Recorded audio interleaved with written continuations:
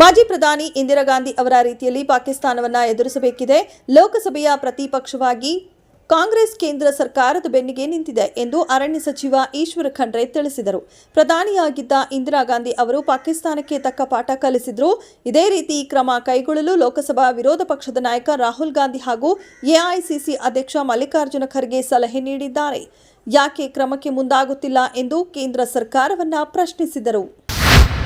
ಕನ್ನಡಿಗರ ಭಾವನೆಗಳಿಗೆ ನೋವುಂಟು ಮಾಡಿದ ಮತ್ತು ಪ್ರಚೋದನಕಾರಿ ಹೇಳಿಕೆ ನೀಡಿದ ಆರೋಪದ ಮೇಲೆ ಖ್ಯಾತ ಗಾಯಕ ಸೋನು ನಿಗಮ್ ವಿರುದ್ಧ ಬೆಂಗಳೂರಿನ ಆವಲಹಳ್ಳಿ ಪೊಲೀಸ್ ಠಾಣೆಯಲ್ಲಿ ಎಫ್ಐಆರ್ ದಾಖಲಿಸಲಾಗಿದೆ.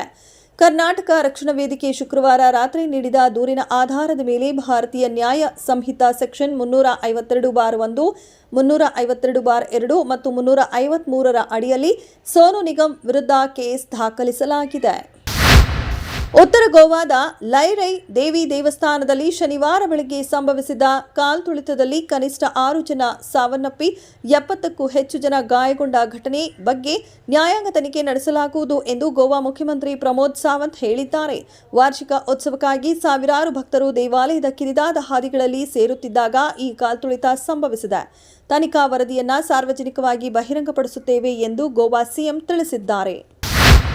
ಅರಣ್ಯ ಪ್ರದೇಶದಲ್ಲಿ ಆಗಿರುವ ಅಕ್ರಮ ಮಂಜೂರಾತಿ ರದ್ದುಪಡಿಸಲು ಮತ್ತು ನಕಲಿ ದಾಖಲೆ ಸೃಷ್ಟಿಸಿ ಅರಣ್ಯ ಭೂಮಿ ಕಬಳಿಸಲು ಪ್ರಯತ್ನಿಸುತ್ತಿರುವವರ ವಿರುದ್ಧ ಕಾನೂನು ರೀತಿಯ ಕಠಿಣ ಕ್ರಮ ಕೈಗೊಂಡು ಅಮೂಲ್ಯವಾದ ಅರಣ್ಯ ಭೂಮಿಯನ್ನು ಸಂರಕ್ಷಿಸುವಂತೆ ಅರಣ್ಯ, ಜೀವಿಶಾಸ್ತ್ರ ಮತ್ತು ಪರಿಸರ ಸಚಿವ ಈಶ್ವರ ಖಂಡ್ರೆ ಸ್ಪಷ್ಟ ಸೂಚನೆ ನೀಡಿದ್ದಾರೆ.